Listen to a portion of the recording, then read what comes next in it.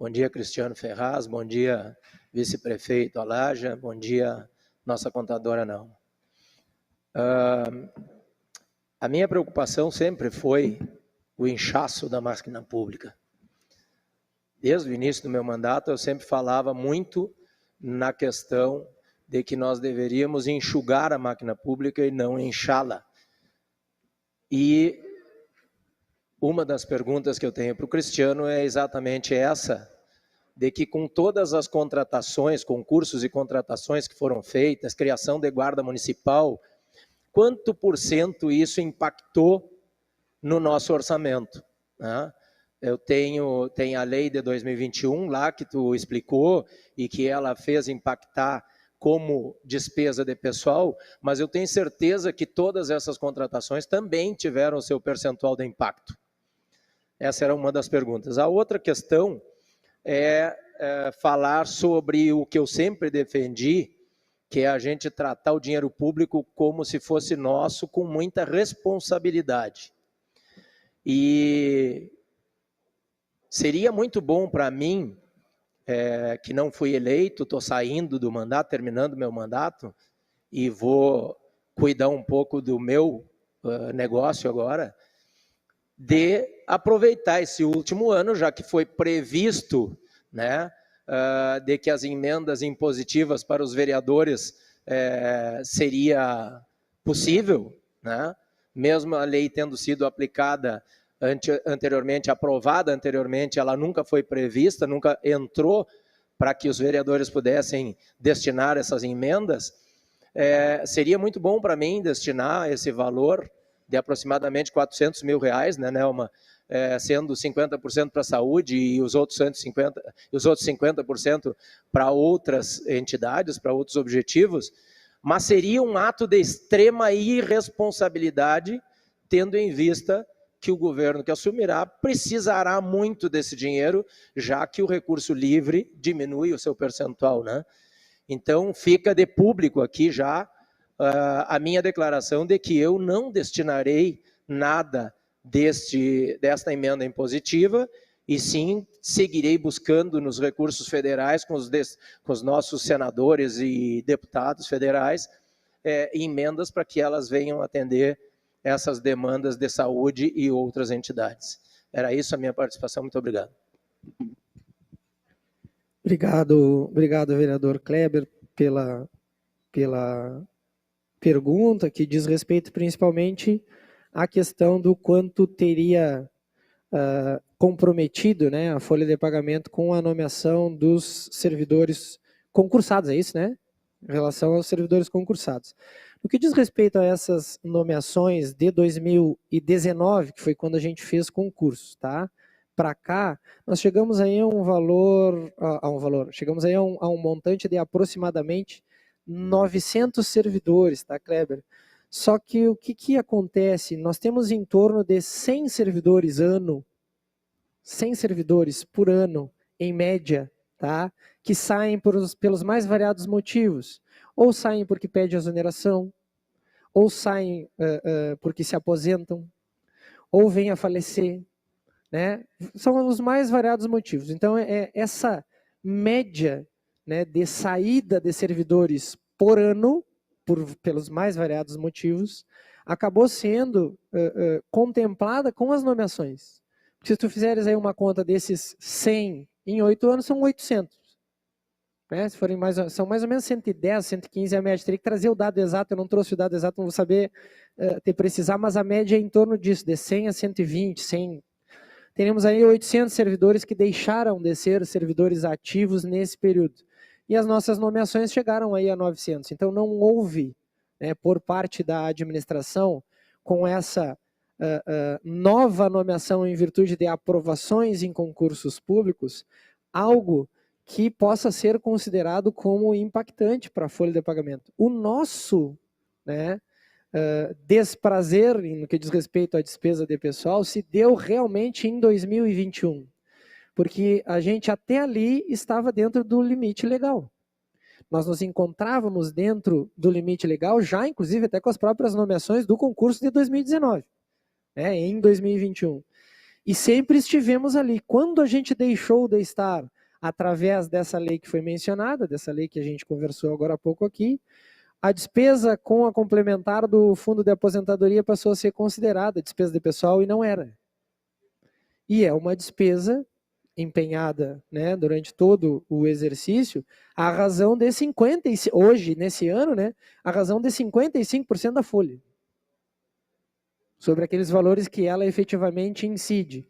Então, é um valor milionário, que não era despesa de pessoal e passou a ser.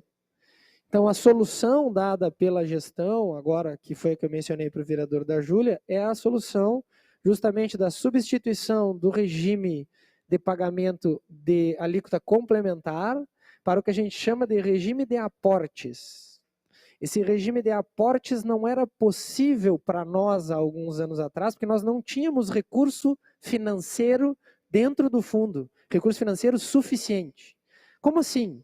O regime de aportes faz com que quando se pague, o valor não possa ser usado pelo fundo de aposentadoria por um determinado período de tempo, 60 meses. Então a gente paga o aporte e o FUNPAS não usa aquele recurso, usa outros recursos que tem. A gente não conseguia fazer isso tendo pouco dinheiro. Por quê? Porque eu ia depositar, o fundo não ia poder utilizar, ele não ia ter recursos para pagar as aposentadorias. O que a gente teve que fazer? A gente teve que crescer o recurso financeiro dentro do fundo de aposentadoria até um determinado valor em que isso se tornasse possível. Hoje o valor é de 71 milhões. Na época em que sentei ali na Secretaria da Fazenda, em 2018, tinha 30, e se não me engano, desses 30, 16 não podia ser utilizado, em virtude de aplicações de longo prazo. Então a gente tinha só 14. 3 folhas de pagamento. Então não dava para transformar complementar em aporte lá naquela oportunidade. Mas agora, com 71 milhões de reais na conta, dá para transformar. Porque tu pode trabalhar com aquele recurso, com as receitas que vão entrando, mas o aporte entra, é depositado e não precisa ser utilizado. E uma vez sendo pago através de aporte, o que a legislação traz? Traz esse benefício, né, para o fundo de ficar com o recurso lá, garantido, mas sem poder ser utilizado. Então, vai trazer saúde a médio e longo prazo para o fundo, mas traz um outro benefício. Esse valor, se paga através de aporte, não é despesa de pessoal. E aí a gente retoma aquela questão da iniciativa do executivo para o reequilíbrio, não só do seu índice de despesa de pessoal, mas da condição do fundo. Então, respondendo à tua pergunta, o que efetivamente fez com que nós estivéssemos ali fora do limite legal foi justamente a questão legal, a questão da alteração legislativa em 2021, informado inclusive na minúcia, nos seus detalhes mínimos para o Ministério Público em agosto. Em agosto, agora de 2024,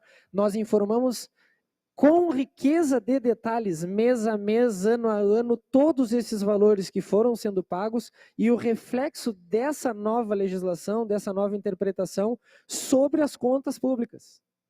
E quando informamos isso ao MP em agosto, também informamos que já iríamos fazer essa última tomada de decisão, que seria a transformação em pagamentos através de aportes em vez de pagamentos através de alíquota complementar. Tá? No que diz respeito às contratações, elas deveras não são, né, aquilo que traga para o município nenhum tipo de reflexo dessa natureza, justamente pelo fato mencionado aqui para ti, ela é nada mais nada menos do que a substituição do nosso quadro. Nós tínhamos aí, antes dos concursos, um quadro de veras antigo. Tá? Hoje ele é 23% novo. 23% são servidores novos nomeados de 2019 para cá. Mas se deve essa despesa, esses 23% do quadro, não a 23% da folha. Por quê? Porque esses servidores novos, quando adentram aos quadros, têm, né, remunerações menores. Por quê? Porque a carreira recém está começando, os valores são menores, e aí para a administração acaba que a saída de servidores mais antigos para a Previdência, com salários maiores, e a entrada de servidores novos renova o quadro, mas não da mesma forma aumenta a despesa de pessoal. Não, sai 100, entra 100, saem 100 para despesa de pessoal lá para o fundo de aposentadoria, mas entram 100 com salários menores. Tá? Então não teve esse reflexo que tenha aumentado a nossa despesa de pessoal, até porque benefícios funcionais para servidores novos, como quinquênio, adicional de 15, adicional de 25, são muito raros, depende da situação, às vezes o servidor já entra com algum tempo de serviço público, né, ele ganha alguma outra coisa, mas é mais raro isso acontecer. Né? A regra é que o servidor entre com a menor remuneração, e isso de forma alguma veio a afetar o índice de despesa com o pessoal. O índice de despesa de pessoal aconteceu, esse nosso maior problema foi em 2021, e claro, aumentou em 22, aumentou em 23, aumentou em 24, aumentou. Por quê? Porque em 22, 23 e 24, aquela alíquota complementar ela era crescente. Ela era uma alíquota que crescia no tempo em virtude de lei lá de 2020. Então nós tínhamos 37% da alíquota da complementar, depois ela foi para 43%, depois ela foi para 47%, se não me engano depois foi para 51% e hoje está em 55%. E isso se deve àquele déficit atuarial. Não, para não ter déficit atuarial, vocês têm que pagar durante 30 anos uma alíquota complementar e é despesa de pessoal. Para nós agora, a ideia é transformar essa alíquota complementar em aportes justamente para se manter pagando, né, junto ao fundo, mas não contar como despesa de pessoal e trazer de novo o índice para dentro do limite legal. Mas em suma, Cristiano, está bem explicado a questão do aporte, do recurso, como ele é enviado para lá, para entrar na folha, para entrar na despesa de pessoal ou não, mas em suma, é preciso dinheiro para pagar inativos e ativos, né? E isso, com certeza, aumentou significativamente. Então, o que é feito para suprir isso? Tem que aumentar a arrecadação. Quem paga, mais uma vez, é o contribuinte por toda essa... Então, sai 100 por ano e tu coloca 100 por ano, fica os que saíram sendo remunerados por inativos e os que entraram como ativos. Tudo isso, na minha maneira de entender, é que deveria ser recorrigido para se trabalhar de uma outra forma, né, criando artifícios, criando leis que permitissem esses 100 não entrarem como servidores públicos, e sim prestadores de serviço, por exemplo. Na verdade, me desculpa discordar, tá, Kleber? Justamente essa atitude de nomear servidores é a atitude que faz com que o fundo de aposentadoria passe a receber mais recursos. Porque à medida em que as pessoas, conforme eu te disse, a cada ano 100 se aposentam, digamos que seja 100, só para a gente ter um número redondo, tá? Não é esse o dado, mas só para que a gente tenha um número redondo. 100 se aposentam.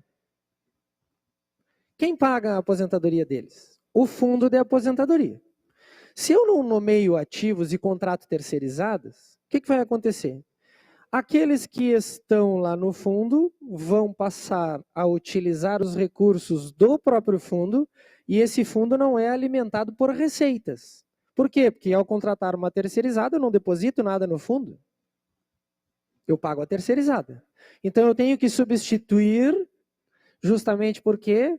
Porque aqueles aposentados, o nosso regime de previdência, ele é um regime de solidariedade. O que seria essa solidariedade? São 4 as fontes de recursos do fundo.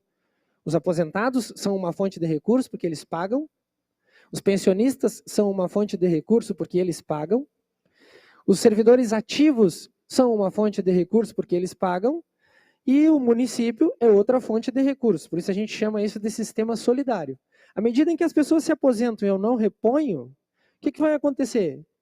A pirâmide etária está cada vez pior para o fundo. As pessoas, né, estão cada vez tendo mais saúde e falecendo mais tarde. Se eu não renovo, o que acaba acontecendo é que hoje a gente tem aí em torno de 1.000 aposentados e pensionistas e 3.000 servidores.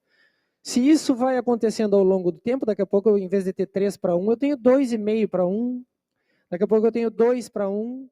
E isso faz com que o município tenha que aportar mais recurso seu na complementar. Então, é nessa circunstância, Kleber, que o contribuinte acaba pagando mais, porque ele não vai ter recurso, não vai ter serviço público em troca. Se a administração contrata, o servidor entra, a administração paga o servidor e ele ajuda a pagar o fundo. Mas aí o contribuinte que está pagando tributos tem serviços em troca. Vai ter professores, vai ter a guarda, vai ter todo e qualquer outro tipo de cargo público à disposição. Então, ao terceirizar, né, a gente enfraquece o fundo de aposentadoria e não soluciona o problema, a gente aumenta ele.